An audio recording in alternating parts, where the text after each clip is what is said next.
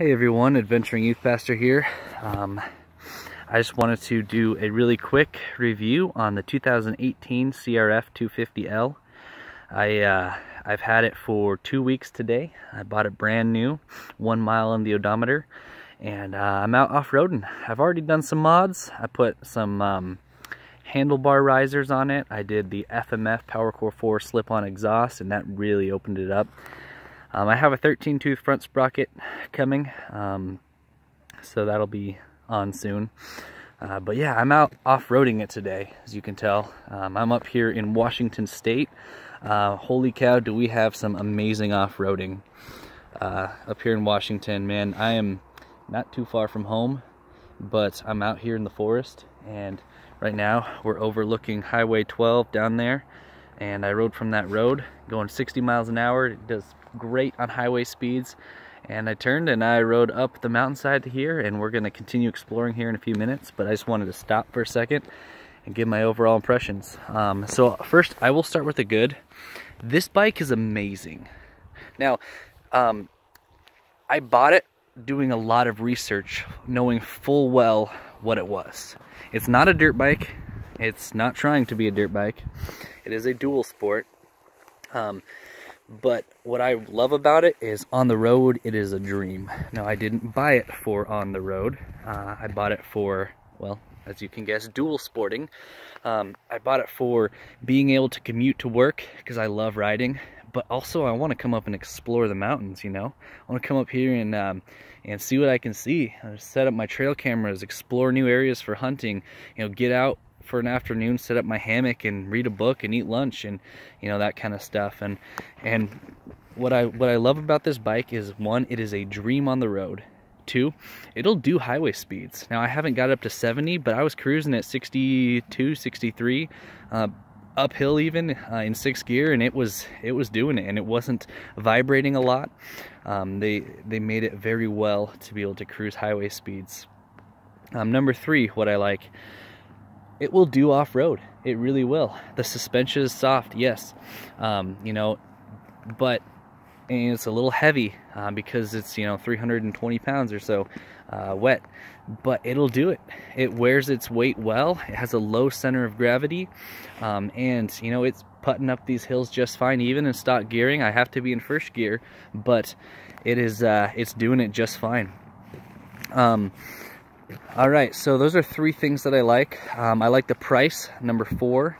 I got this one. This is a brand new 2018. They were getting rid of their 2018s to make room for the 2019s. But it was like $4,700 before tax, and they waived the dealer fee and all that stuff. So that was awesome. But yeah, so those are some things I like. I like the fuel injection. My previous bike was carbureted. Fuel injection really helps make it, you know, just the throttle response and all that. It's liquid cooled, which, you know, I like. You know, some people don't. I know it adds weight, and you know, it's one more thing that could go wrong, but it's also nice knowing that you're not overheating your engine, especially putting up here in 1st gear. But yeah, so those are some things I like. The seat isn't the worst, isn't the best. I can't really complain about it.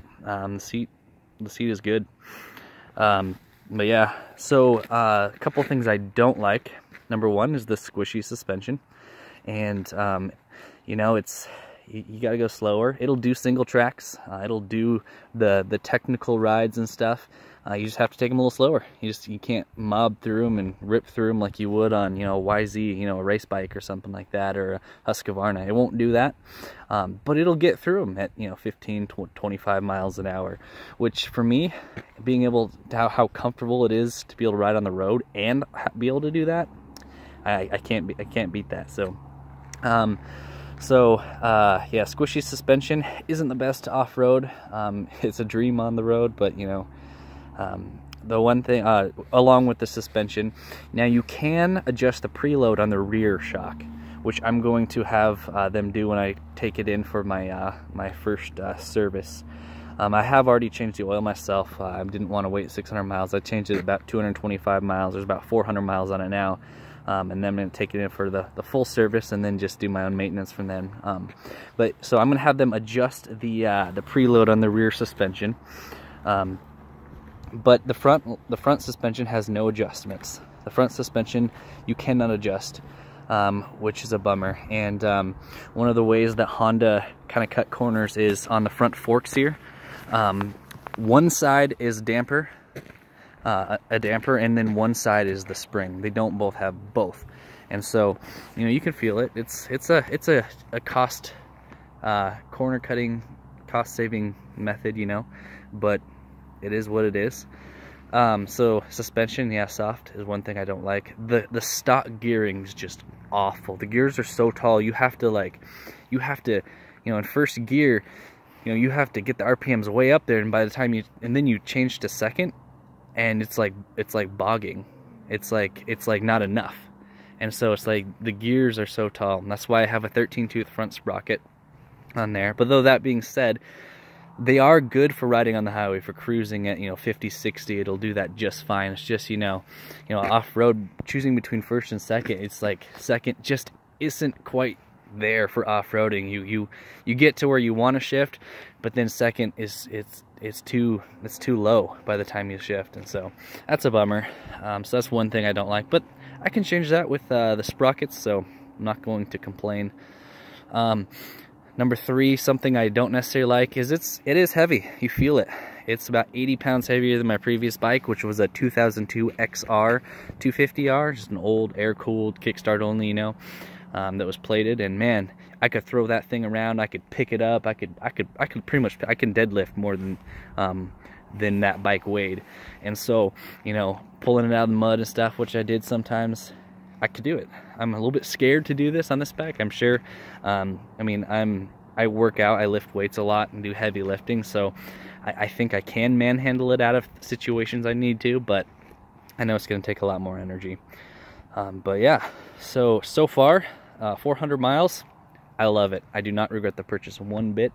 It was kind of a spur of the moment type purchase, but I do not regret it one bit. It is an amazing bike. It literally is a do-it-all. I do want to change the front and rear tires. They're not the best for off-road, especially that front one.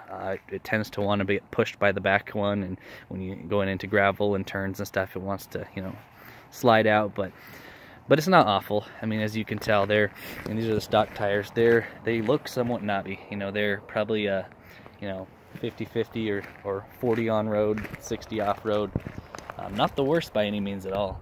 It'll do it.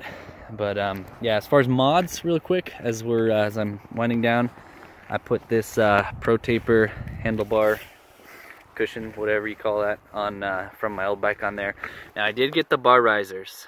These were 30 bucks or so on Amazon, and it really does help. It does make a difference. I can tell. It just the bars sit up that much higher, especially standing up. You cannot really stand. I'm only 5'10". I'm not tall by any means, and it's hard to stand up with the stock handlebar height. I added a hard plastic skid plate. I already can hear things hitting it, so that's great. The biggest mod I did was the FMF slip-on Power Core 4, and man, I'm glad I did that. It sounds great. It is a little loud. I put some, the green spoke sleeves on there, just for the heck of it. But yeah, so I've got some what do you call them? The Bark Busters hand guards that I need to install, and I'll do that soon. But yeah, I guess this wasn't as quick as I thought, but 2018 Honda CRF 250l. I love it.